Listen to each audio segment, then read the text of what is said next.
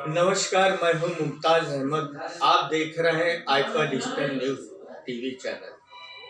आज हमारे सामने आजम साहब हैं जो कि लोहिया वाहिनी के जिला अध्यक्ष हैं।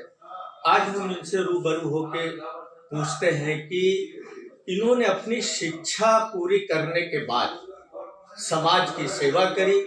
समाज की सेवा के बाद इन्होंने सपा ज्वाइन करी और इनके इस सफर में कितने दुश्वारियों का सामना करना पड़ा और जो आज समाज सेवा करते करते ये लोहिया वानी के आगोश में आए हैं, तो अब तक इनकी निगाह से सामाजिक दृष्टिकोण का क्या असर इनको सामने आया।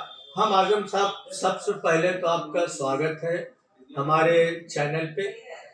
और हम हमारा पहला सवाल आपसे है कि जब आप पहले समाज सेवक थे, समाज की सेवा कर रहे थे, जब ये पार्टी आपने नहीं ज्वाइन करी थी, तो उस समय आपका क्या रुझान था लोगों तक कि क्या सुविधाएं पहुंचाते थे, और अब जब कि आप एक पार्टी में होने के बाद उन लोगों के लिए क्या सोचे आपकी?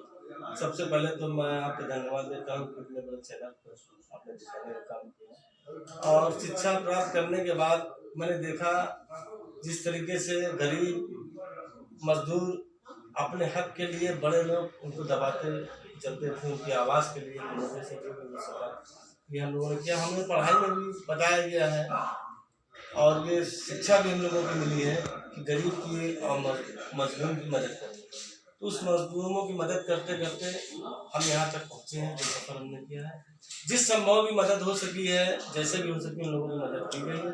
राजनीतिक करियर में आने का मतलब ये है कि इससे एक प्लेटफॉर्म मिला जिससे कि हम अपनी सरकार द्वारा, जो हमारी सरकार 2012 से 17 तक थी, उस समय जो योजनाएं दी गई थी उससे ज़्यादा लाभ दिलाने का काम किया था गरीबों को।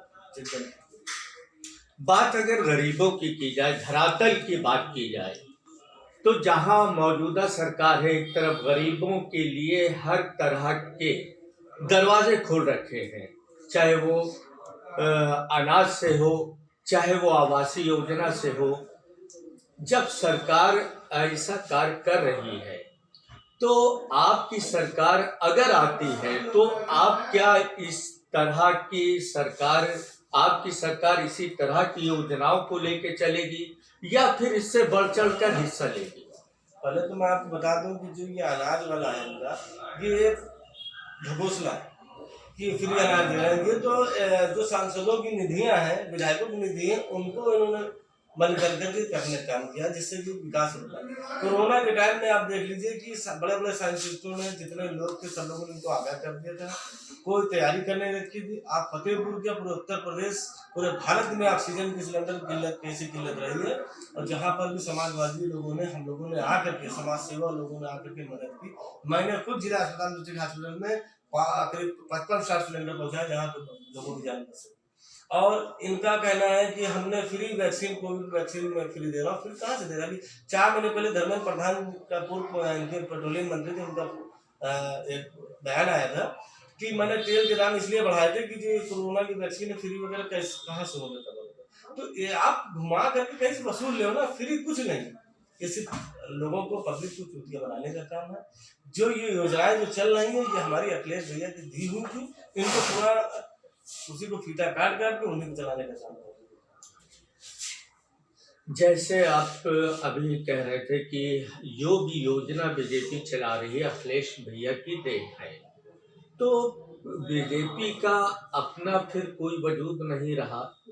आने वाले जो चुनाव सामने हैं, जो सरगर्मियां चल रही हैं, तो क्या सोच है आपकी? अगर आपको यहाँ से, सदर से या विधानसभा किसी क्षेत्र से टिकट मिलता है, तो आप क्या पार्टी पे लड़ने के लिए तैयार होंगे? और अगर मान लीजिए आप लड़ते हैं और आपकी जीत होती है, तो आप कहाँ तक जनता का निवारण करेंगे? सबसे पहले तो मैं आपको बता दूं कि जो ये बात कही जा रही है कि नौजवानों को नौकरियों की बात थी, इनकी कोई भी वैकेंसी जितनी भी हुई, सबके पेपर लीक हुए। कैसे योगी जी का है कि पेपर लीक कर देते हैं? अभी टेट वाली परीक्षा भी देख लीजिए आप, पेपर लीक हो गया। केवल इनको नौजवानों के भविष्य के साथ खेलना है, कोई नौकरी नहीं देनी है। इसलिए जानबूझ करके षड्यंत्र रच करके पेपर लीक कराते हैं, ताकि हम बचे रहे कि पेपर लीक हो गया और उसके बाद में जो है पल्ला झाड़ लेते हैं, कह देते हैं। अभी जैसे उन्होंने कहा कि मैं 15 दिन के अंदर करा दूँ, कहाँ से करा दें? 15 दिन तो हो गए, आया कोई बयान नहीं कर। और अब 10 दिन बाद 15 दिन बाद आचार संहिता लग जानी है, तो कहाँ से हो पाएगा? तो हमारी सरकार जब आएगी तो हम लोग शिक्षा पे ध्यान देंगे, गरीब मजदूरों को करेंगे, रोड सड़कों का विकास करेंगे, स्वास्थ्य में विकास करेंगे, इन सारी चीज़ों को भ्रष्टाचार खत्म करेंगे। और जमीन पे जो लोगों को मदद मिलनी चाहिए उन लोगों को मदद दिलाने का काम किया जाएगा।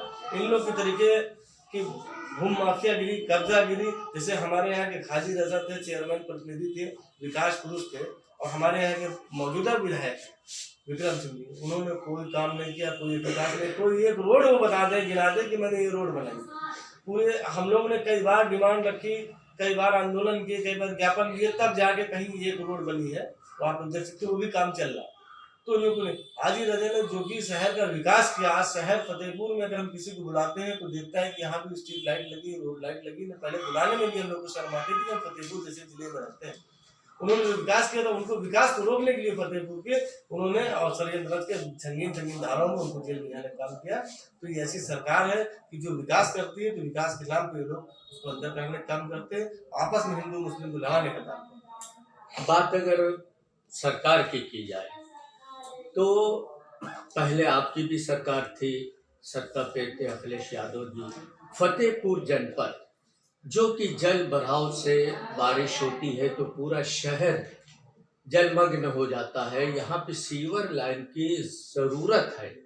तो आपकी सरकार के द्वारा, आपकी सरकार भी थी, इस जनपद का सीवर लाइन के लिए निवारण नहीं हो पाया, क्या वजह थी ऐसी? भाई उसको लिख के तो भेजा गया सारी चीज केंद्र में, क्योंकि सरकार बीजेपी बैठी थी तो उसकी वजह से किया गया। और 2014 में सरकार बीजेपी आ गई, उसके बाद भेजा गया तो उन्होंने बदले की भावना से फतेहपुर का विकास नहीं किया। और अगर इनको अब हमारी सरकार के आप आरक्षण लगा रहे हैं, वो कह रहा है तो 2017 से लेकर के 22 तक इनकी डबल इंजन की सरकार है, इन्होंने क्यों नहीं सिविल लाइन करा दी? हमारी सरकार आएगी, हम लोग लड़ करके सिविल लाइन की काम लेके सिविल लाइन का काम भी करा जाए। जिस हद तक हम लोग को लड़ना पड़ेगा, केंद्र से ला करके मंजूरी करा करके सिविल लाइन काम करा जाए, विकास की बात की जाएगी, विकास।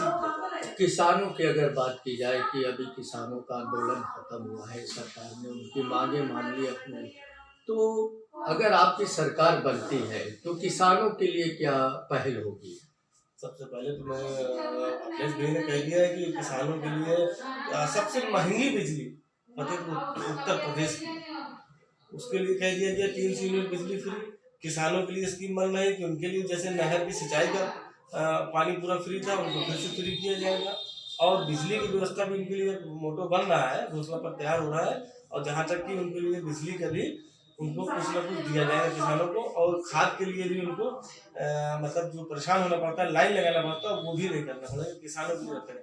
और किसान बिल वापस करने का ये मोटो था कि चुनाव, कि देख रहे थे कि चुनाव आ गया, अब हम किसी हालत में नहीं पा पाएंगे, तो उन्होंने जानबूझ करके ये वापस लिया। और चुनाव के बाद ये फिर उसको लागू करने के मूड में। लेकिन हम लोग इतनी ताकत से लड़ेंगे, विपक्ष इतनी ताकत से खड़ा होगा कि उनको दोबारा करने नहीं देंगे। जहाँ पर बीजेपी सारे कार्यों को ही दुहाई दे रही है, आवासीय योजना से लेके, अनाज से लेके, पेंशन से लेके, किसानों को पैसा को लेके, तो इस नजरियों को देखते हुए पार्टी का मंसूबा क्या होगा, बेस क्या होगा अगले इलेक्शन में? अब पहले भी जो हमारी सरकार थी तो लोहिया आवाज चलते थे। इनकी अभी बस आई है, कौन सी इन्होंने दी है बस, जो योगी जी ने वो BS3 BS6 कौन सी वो बसें चल नहीं रही, जहाँ जा रही हैं आप ड्राइवर से पूछ सकते हैं जाकर। वो सारी बसें सब खड़ी जा रही, चली नहीं रही है बसें। हमारी लोहिया आवास और जितनी लोहिया ग्रामीण वाली बसें हैं वो 1 नंबर की बसें चल रही हैं। अखिलेश जी ने ऐसे काम किया। इन्होंने अपराध उत्तर प्रदेश में इतना बढ़ा दिया है कि चरमसीमा भी कर दिया। 102 एम्बुलेंस दोबारा कर दिया, तो सिर्फ नंबर बदलने का काम किया। इन्होंने सिर्फ बदले से राजनीति करी है, बदले की भावना से करी है, आपस में लड़ाने का काम किया है इस सरकार ने। कोई विकास नहीं, कोई काम नहीं। तो आने वाला चुनाव विकास पे होगा या कि जातिवाद पे होगा? विकास पे, जो विकास करेगा जनता ने देख लिया है, जनता ने पूरा मन बना लिया है।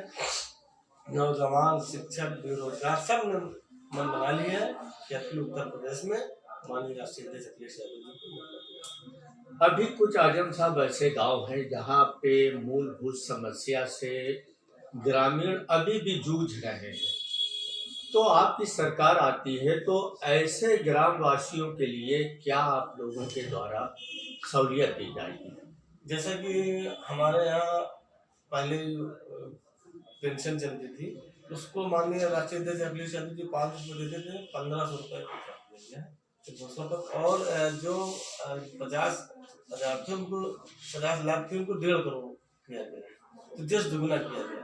और जो भी आवास जहाँ भी गांव में विकास या कहीं पर नहीं पहुंच पा रहा है, हमारी सरकार आने के बाद उनका भी निरीक्षण किया जाए। सभी लोगों को जो योजना है सरकार की उससे सबसे जोड़ने का काम किया जाए और उसमें जो भी ज़्यादा से ज़्यादा हम लोगों से हो सकता है, हम लोग अधिकारी के माध्यम से, सबका कर्ता के माध्यम से सबको एक नज़र से देख करके सबके लिए विकास करें। हम लोगों की पहले ही राष्ट्रीय अध्यक्ष जी ने कह दिया कि 10 लाख युवाओं लोगों को पहली कलम से पहली कैबिनेट की बैठक में 10 लाख लोगों को नौकरी मिलेगी। बहुत बहुत धन्यवाद आजम जी। ये हमारे आजम साहब थे जो कि फतेहपुर जनपद के और समाज सेवक भी थे। इनकी अपनी सोच है कि ज़्यादा से ज़्यादा पार्टी ज्वाइन करके अपने पार्टी के माध्यम से हम ज़्यादा से ज़्यादा लोगों को सहूलियतें पहुंचा सकें, ये इनकी सोच है।